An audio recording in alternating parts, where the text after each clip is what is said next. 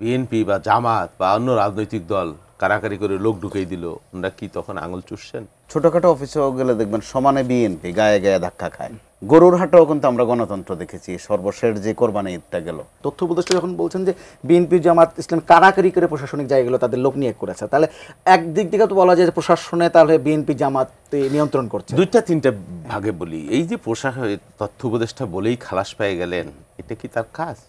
অন্য হলে সরকার চালান, সেখানে বিএনপি বা জামাত বা অন্য রাজনৈতিক দল কারাকারি করে লোক ঢুকিয়ে দিল, ওনারা কি তখন আঙুল চুষছেন? এই ধরনের বক্তব্য দিয়ে খালাস হয়ে যাবার কোনো যুক্তি নাই। এটাই হলো অদক্ষতা, অযোগ্যতা এই ধরনের সরকারের। সেকেন্ড থিং, ধরেন বাংলাদেশে নিরপেক্ষ কে আছে? এই যে প্রশাসনে যারা আছে, আপনি তো এখন আমেরিকার থেকে প্রশাসনের লোক আমদানি করতে পারবেন না, সুইজারল্যান্ডে থেকে আমদানি করতে পারবেন, এই প্রশাসন দিয়েই আপনাকে চলতে হবে। তা প্রশাসনের রন্ধ্রে রন্ধ্রে আওয়ামী লীগ ওই রসুনের কোয়ার মতো এমন একটা বাস্তবতা তৈরি করে রেখেছে যে 5 তারিখের পরে বিধ্বস্ত বাস্তবতায় আপনাকে নতুন লোক খুঁজতে হচ্ছে। তো নতুন লোক কাদেরকে আপনি পাবেন? যারা বিএনপি করতো তারাই নিগৃহীত, তারাই বঞ্চিত, যারা জামাত ইসলাম করতো তারাই বঞ্চিত, তারাই নিচে পড়েছিল, সিনিয়র অ্যাসিস্ট্যান্ট সেক্রেটারি হয়ে রয়েছে, তাকে প্রমোশন দিয়ে জয়েন্ট সেক্রেটারি বানায় আপনাকে দায়িত্ব পালন করাইতে হচ্ছে। তা আপনি এখন লোক, এর বাইরে এনসিপির তো লোক তৈরি হয় নাই, তারপরেও তারা যেভাবে কন্ট্যাক্ট করে করে যেই বাস্তবতা আমরা দেখেছি, সেটাও তো দুর্ভাগ্যজনক। এখন সেটা হলেই যে বিএনপি মানসিকতার লোক বঞ্চিত যারা আপনি ধরে নিতে পারেন, জামাত মানসিকতার লোক ধরে নিতে পারেন, বা বিএনপি বিদেশে 2 জন গেল, সাথে জামাতও সমান ভাগ 2 জন, এনসিপিও সমান ভাগ 2 জন যে আপনারা নিলেন, দৃষ্টান্ত তো আপনারাই তৈরি করছেন। হ্যাঁ, তো এই ধরনের বাস্তবতা হয় কি, আপনি তো রাতারাতি একটা ডিসি হওয়ার মতো ডেপুটি সেক্রেটারি তৈরি করতে পারবেন না। সেই বাস্তবতায় আপনাকে এই বঞ্চিত লোক যারা, তারাই হয়তো এই ফ্যাসিবাদেরকে প্রোটেক্ট করার জন্য বাস্তব অবস্থায়, না হলে এনসিপির বা এই সরকারের নতুন করে ক্যাডার সার্ভিস তৈরি করে ডিসি বানানো, এসপি বানানো, সচিব বানানো, তাহলে তো আমাদের কারো 40 বছর 30 বছর অপেক্ষা করতে হবে। তো এটাই হলো বাস্তবতা। তো যেটা হয়েছে, যেই অভিযোগ আছে বা উনি যেটা বলেছেন বলেই উনি খালাস পান না, আর বিকল্প কি আছে, কি ছিল, সেটা উনি বলতে পারে, করতে পারে, এর বাইরে কোনো কিছু আছে কিনা দেয় না। আর প্রশাসনের লোকদের ওইভাবে দলের পারপাস দেখা, যেটা জনতার মঞ্চ থেকে শুরু হয়েছে, এটা এর জন্য আমলাতন্ত্র নিয়ন্ত্রণ করা যাচ্ছে না। এটা হলো, এটা ওই জনতার মঞ্চ থেকে বাংলাদেশে নগ্নভাবে শুরু হয়েছে। এটা খুবই দুর্ভাগ্যজনক। শুধু বিএনপি মানসিকতার, ওই যে কথা বললে আবার কেউ করবে যে নিরপেক্ষ মানুষ আপনি খুঁজে পাওয়া খুবই দুরূহ।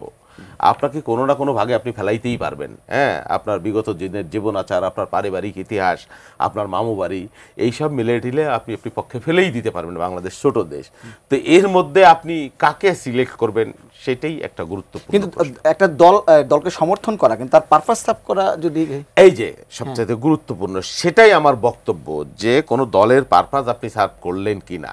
আপনি যখন চেয়ারে বসছেন, তখন আপনি রাষ্ট্রের, সরকারের, মানুষের সেই জায়গাটায় বসে আপনি কি করছেন, এটা খুবই গুরুত্বপূর্ণ প্রশ্ন। ওই যে যেমন দেখলাম যে এক জেলায় 2300 কোটি টাকার বরাদ্দ, অন্য জেলায় নাই, এটাও তো একটা ডিসক্রিমিনেশন, বৈষম্য।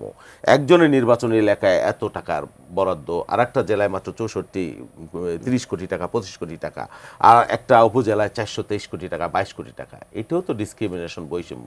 এইগুলো করেছেন কিনা বা করছেন কিনা, বা পাবলিক বিশ্ববিদ্যালয় আছে 27টা, সেখানে 24টা, সেখানে 16টাই ওই যে আপনার এক মানসিকতার হলো কি না, এই বিষয়গুলো বিবেচনায় আনবার প্রয়োজন আছে। সব কিছু মানে করা, মানে সরলীকরণ করে ফেলা যে বিএনপি আর জামাতের ভাগ।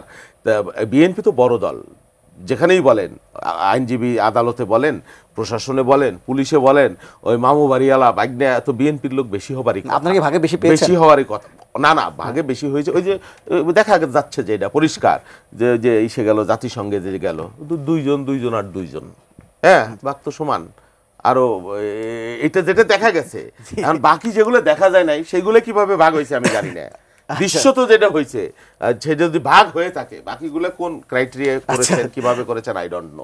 আর আদৌ ভাগ হয়েছে কিনা সেটা করতে চাই। এখানে নির্যাতনার তো আসলে কোনো মানদণ্ড নেই, একদম মানদণ্ড নেই।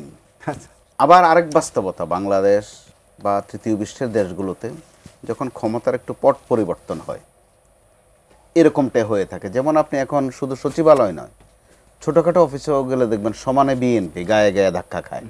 সে কবে বিএনপি করছে, অথবা তার বাবা কবে করছে, তার দাদা কবে করছে।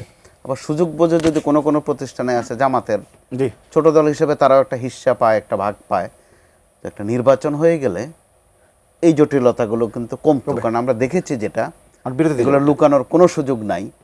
গরুর হাটেও কিন্তু আমরা গণতন্ত্র দেখেছি। সর্বশেষ যে কোরবানি ঈদটা গেল, বিভিন্ন জায়গায় উত্তেজনা ছিল, কাদের মধ্যে? বিএনপি, জামাত বা এনসিপির মধ্যে। ওখানেও কিন্তু আমরা একটা গণতন্ত্র পরে দেখলাম তারা মিলেমিশে গেছেন। আমরা বিরোধী সেটা আমরা ওই সিলেটের সাদা পাথরেও দেখেছি, আচ্ছা যে কে কত পাথর নেবেন ভাগাভাগি করে নিয়েছেন। আচ্ছা আমরা তো আশা করছিলাম একটা নতুন বন্দোবস্ত।